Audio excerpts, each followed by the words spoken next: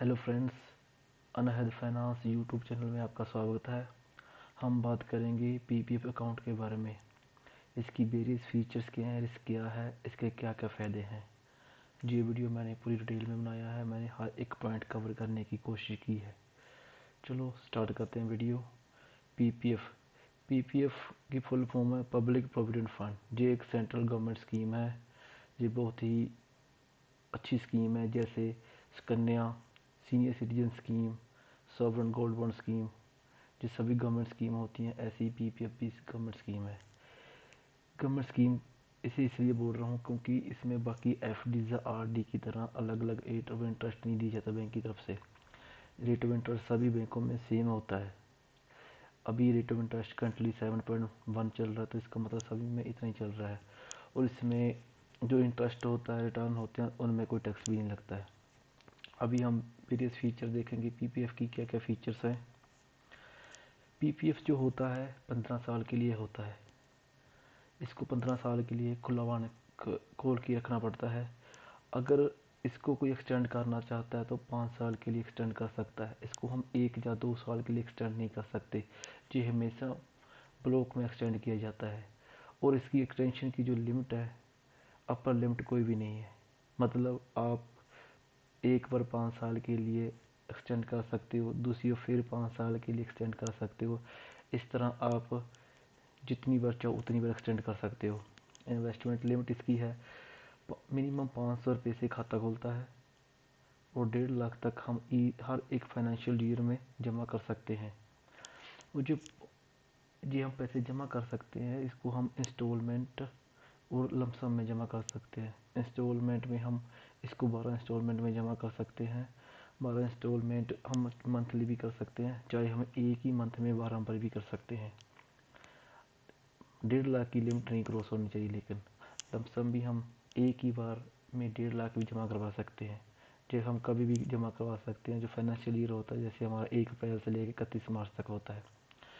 Deposit frequency मतलब इसको हम कितनी बार जमा करवा सकते हैं, मतलब एटलीस्ट हमें एक बार तो जमा करवाना ही पड़ता है। अगर हम इसको जमा नहीं करवाते तो क्या होता है, मान लो किसी हमने एक फाइनेंशियल ईयर में एक बार भी 500 रुपये जमा नहीं करवाई, तो हमारा खाता इनएक्टिव हो जाता है। तो हमें इसको एक्टिवेशन के लिए दोबारा से 50 रुपये प्लस जीएसटी लगता है, जो पेनल्टी होती है, तब हमारा खाता चालू होता है। और इसके बाकी जो टैक्स बेनिफिट है, इसमें जो हमारा इनकम टैक्स एक्ट है एटीसी, उसमें हमें टैक्स बेनिफिट्स भी मिलते हैं। इंटरेस्ट एंड मेजॉरिटी अमाउंट है जो टैक्स फ्री है, जो काफ़ी अच्छी चीज़ है। और हम इसका कुछ हिस्सा पार्ट भी हम इसका टैक्स फ्री करवा सकते हैं। जैसे मान लो आपका कोई इंश्योरेंस चल रहा है, मान लो उसमें आपने रेट ले ली 50,000 की, तो 1 लाख की हम इसमें भी ले सकते हैं। और जो अडल्ट है उसने अपने माइनर का किसी का खाता खुलवाया हुआ है, या वो माइनर खाता खुलाया हुआ है, जैसे उसके बच्चे का खाता हो, तो उसमें भी वो टैक्स बेनिफिट ले सकता है। अभी जो करंटली इंटरेस्ट रेट चल रहे हैं 7.10 है। ये चेंज होते रहते हैं। और जो इंटरेस्ट है 31 मार्च को पे किया जाता है। जो इंटरेस्ट रेट है वो फाइनेंस मिनिस्ट्री द्वारा सेट किए जाते हैं। इसमें कोई बैंकों का कोई भी इंटरफेयर नहीं होता, क्योंकि सभी का रेट ऑफ इंटरेस्ट सेम होता है। सभी का फाइनेंस मिनिस्ट्री द्वारा किया जाता है। जैसे मैंने पहले बोला, सभी का रेट ऑफ इंटरेस्ट सेम होता है। एफडी की तरह, जो आरडी की तरह, इसमें कंपटीशन नहीं है कि सभी बैंक अपने अपने हिसाब से सेट करेंगे। तो ये खाता कौन कौन खोल सकता है? ये खाता कोई भी खोल सकता है। एक दिन के बच्चे से लेकर 100 साल, अगर 100 साल से भी ज़्यादा, उससे भी ज़्यादा कोई बंदा खाता खुलवा सकता है। और ये खाता अडल्ट और माइनर भी खुलवा सकते हैं। अडल्ट का खाता वो खुद अपने लिए खुलवा सकता है। और माइनर है, माइनर का खाता अंडर गार्जियन खाता खोला जाता है, मतलब जो अपने फादर मदर या किसी और के साथ खोला जाता है। और जो इस खाते को खुलवाने के लिए इंडियन सिटीजन होना ज़रूरी है। NRI, HUF, HU माने हिंदू अनडिवाइडेड फैमिली ये दोनों अलाउड नहीं है, एनआरआई और एसयूएफ इस खाते को नहीं खुलवा सकते। तो ये खाता हम कैसे करवा सकते हैं? खाता बहुत प्राइवेट बैंक्स एंड पीएसबी में खोला जाता है, पोस्ट ऑफिस में भी खोला जाता है। तो आप किसी भी पोस्ट ऑफिस, बैंक प्राइवेट हो या सरकारी कोई भी हो, आप उसमें जा सकते हो, खाता खुलवा सकते हो। इसके लिए आपको कौन से डॉक्यूमेंट्स की ज़रूरत है? इसके लिए आपको फ़ोटोज़ चाहिए, केवाईसी डॉक्यूमेंट्स चाहिए जैसे आधार, पैन, और मिनिमम आपको 500 रुपये चाहिए। आपका केवाईसी किया जाएगा, उसके बाद आपको एक फॉर्म दिया जाएगा, आप अपना फॉर्म भरोगे। उसमें नॉमिनेशन की फैसिलिटी भी होती है, आप तो किसी को भी आप नॉमिनेशन रख सकते हो। उसके बाद आपका खाता खुल जाएगा। लोन, तो इस खाते में ये भी फैसिलिटी है कि इसमें हम लोन भी ले सकते हैं, लेकिन लोन की कुछ कंडीशंस हैं, कुछ लिमिट्स हैं। लोन हम 30 से और 60 ईयर के बीच में ही ले सकते हैं, उससे पहले जब उसके बाद हम लोन नहीं ले सकते। लोन का जो टेन्योर है वो 36 मंथ्स है, ठीक है। और जो इसकी लिमिट है तो 25% of the total available amount, जो अवेलेबल अमाउंट है उसका हम 25% ही लोन ले सकते हैं, इससे ज़्यादा हमें लोन नहीं मिल सकता। और इस लोन को हमें 36 मंथ्स में पे करना होता है। अगर मान लो हम इस लोन को 36 मंथ में पे नहीं कर पाते तो जो इसमें जो पेनल्टी लगती है वो लगती है पीपीएफ रेट प्लस 6%। मान लो पीपीएफ का रेट 7.1 है और इसमें जो पेनल्टी लगेगी 6%, मतलब 7 × 6 13% के आसपास इसमें हमें इंटरेस्ट देना पड़ेगा।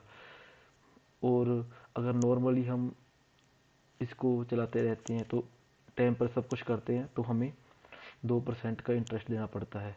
तो टोटल पेनल्टी कितनी हुई? 4% की पेनल्टी हो गई।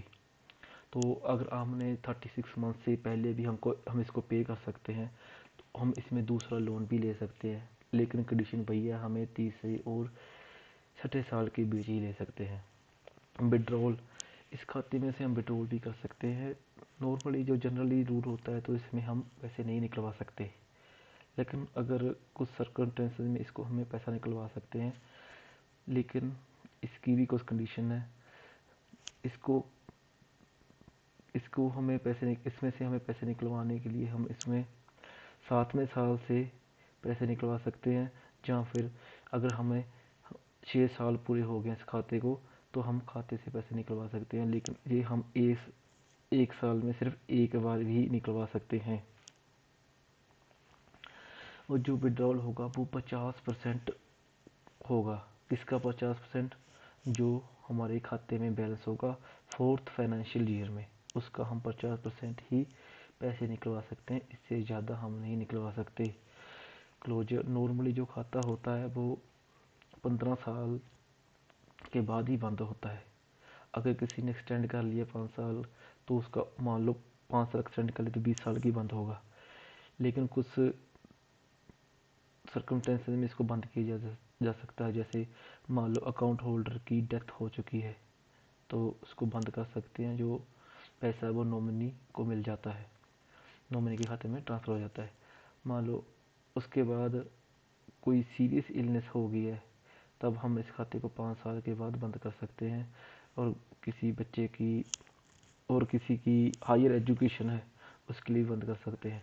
हायर एजुकेशन सेल्फ के लिए होनी चाहिए। अगर मान लो मैंने खाता करवाया हो बच्चे के लिए तो बच्चे की एजुकेशन के लिए मैं ये खाता क्लोज नहीं करवा सकता। अगर मैंने खुद की लिए हायर एजुकेशन करना चाहता हूँ तभी मैं ये खाता क्लोज कर सकता हूँ, और इसमें मुझे पेनल्टी लगेगी 1% की, तब ये खाता बंद होगा। और इस खाते को मैं ट्रांसफ़र भी कर सकता हूँ, एक बैंक से दूसरे बैंक में भी कर सकता हूँ। मान लो मेरा खाता सेंट्रल बैंक ऑफ इंडिया में है तो मैं इस खाते को स्टेट बैंक ऑफ इंडिया में ट्रांसफ़र कर सकता हूँ। और मान लो मेरा खाता एसबीआई की ब्रांच लुधियाना ब्रांच में है, इसको मैं एसबीआई दिल्ली की ब्रांच में ट्रांसफ़र करवाना चाहता हूँ तो इस खाते को मैं ट्रांसफ़र कर सकता हूँ, एक ब्रांच से दूसरी ब्रांच में भी हो जाता है। और पोस्ट ऑफिस से बैंक में भी कर सकता हूँ, बैंक से पोस्ट ऑफिस में भी ट्रांसफ़र किया जा सकता है। इस खाते में जो रिस्क है, रिस्क तो इस खाते में कोई नहीं है।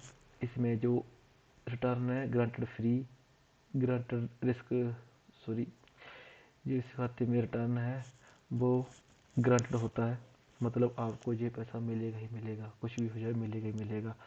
और उसके बाद आप अगर इसमें देखना चाहते हो कि आप कितना पैसा लगा होगा तो कितना 15 साल में कितना बन जाएगा, तो आप गूगल पे जाकर सिंपली पीपीएफ कैलकुलेटर सर्च कर सकते हो।